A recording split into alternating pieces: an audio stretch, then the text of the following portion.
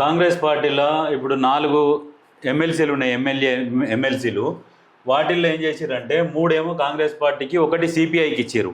ఈ మూడిట్లలో ఎవరికి ఇచ్చిర్రంటే ఒకటేమో అద్దంకి దయాకర్కు, ఇంకొకటేమో శంకర్ నాయక్, ఒకటి విజయశాంతికి ఇచ్చిర్రు.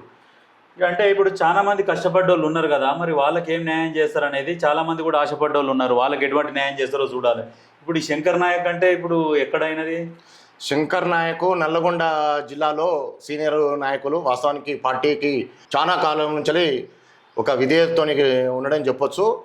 ఎస్టీ సామాజిక వర్గము దయాకర్ గారు, అద్దంకి దయాకర్ గారు వాస్తవానికి కూడా పార్టీలో చాలా సీనియర్ లీడరు.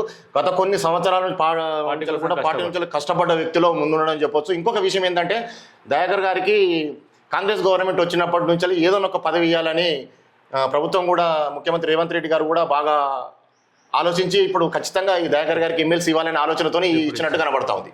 మరి మేడం ఇంకొకటి విజయశాంతి గారికి కూడా, ఎందుకంటే ఒక మహిళకి ఇవ్వాలి, మరియు ఈ కాంగ్రెస్ పార్టీలో రీసెంట్ గా వారికి ఒక ఒప్పందంతోనే ఖచ్చితంగా మీకు ఉన్నతమైన జాయిన్ అయ్యేటప్పుడే మాట ఇచ్చారు. పార్టీలో మీకు ఒక సముచితమైన స్థానాన్ని కల్పిస్తాము, ఖచ్చితంగా మిమ్మల్ని సముచితమైన స్థానంతో గౌరవిస్తామనే ఒక మాటతో ఇచ్చారు. కాబట్టి ఖచ్చితంంగా విజయశాంతి గారికి ఆ కోటాలో ఇచ్చినట్టు భావించవచ్చు. ఈమె కేసీఆర్ మనిషి ఉండే కదా ఫస్ట్.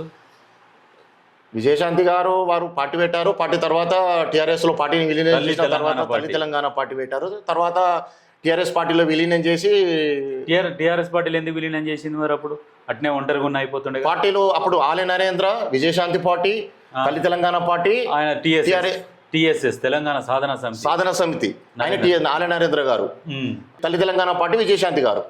అయితే టీఆర్ఎస్ పార్టీలో వీళ్ళు విలీనం చేసిన తర్వాత ఎంపీగా గెలవడం జరిగింది. ఆలయ నరేంద్ర గారు గెలిచారు, విజయశాంతి గారు గెలిచారు. వీళ్ళంతలో వీళ్ళే పోయి విలీనం చేసిర్రా, లేకుంటే వీళ్ళని రాండి విలీనం చేయండి కలిసి కొట్లాడాలి? ఆ ఉద్యమ సందర్భంలో విలీనం కలిసి కొట్లాడాలి, ఇండివిజువల్ పార్టీస్ ఉండొద్దని మళ్ళీ ఎందుకు వెళ్ళగొట్టినట్టు మరి? ఇక వాళ్ళ మధ్యలో ఏమో ఉద్యమంలో వారి మధ్యలో ఏం వైరుధ్యాలు వచ్చినాయో. ఆలయ నరేంద్ర గారు కూడా కేసులో, పాస్పోర్ట్ కేసులో వారు అరెస్ట్ అవుతారనగా వారిని సస్పెండ్ చేయడం జరిగింది. మరి తర్వాత విజయశాంతి గారు కూడా ఆ పార్టీకి దూరం కావడం జరిగింది.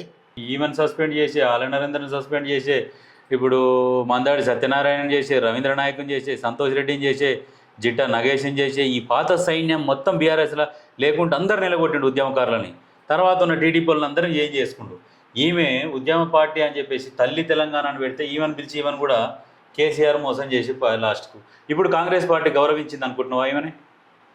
ఖచ్చితంగా కాంగ్రెస్ పార్టీలకు ఆమెకు జాయిన్ చేసుకునే ముందే పార్టీలో మీకు సముచిత స్థానం ఇచ్చి ఖచ్చితంగా మీకు గౌరవిస్తామని ఒప్పందంతోనే వారు పార్టీలోకి రావడం జరిగింది. అదేవిధంగా కూడా వారికి ఎమ్మెల్సీ ఇచ్చి గౌరవించడం చెప్పొచ్చు. చాలా కాలం పాటు కాకుండా దాదాపు 1 సంవత్సర కాలం నుంచి పార్టీలో ఉన్నారు. క్రియాశీలకంగా ఉండకుండా ఒక ఒప్పందం ప్రకారం మీకైతే పార్టీలో సముచిత స్థానం ఇస్తా ఉన్నారు కాబట్టి పార్టీలో జాయిన్ చేసుకున్నారు, ఎమ్మెల్సీకి ఇచ్చారని చెప్పొచ్చు. సరే, విజయశాంతి గారు కూడా తెలంగాణ ప్రజలు కూడా కొంత. కానీ ఇప్పుడు బీఆర్ఎస్ పార్టీలో ఎవరు తప్పు చేస్తే వాళ్ళని సస్పెండ్ చేశారు కదా, మరి ఇప్పుడు అట్లా అంటే బీఆర్ఎస్ పార్టీలో వాళ్ళ అల్లుని మీద ఎలిగేషన్స్ ఉన్నాయి, కొడుకు మీద కూడా ఎలిగేషన్స్ ఉన్నాయి. మరి బిడ్డే లిక్కర్ స్కామ్లో దొరికింది. లిక్కర్ స్కామ్లో దొరికినప్పుడు మరి బిడ్డని కూడా ఎందుకు సస్పెండ్ చేయలే? మరి అట్లా పార్టీలలో బిడ్డని చేస్తే కడుపు చెప్పుకుంటే కాళ్ళ మీద పడుతుంది. ఎందుకు? మనలో తప్పు, అందరికో న్యాయం నీకు ఒక న్యాయం అట్లుంటుందా? అట్లనే ఉంటుంది. కానీ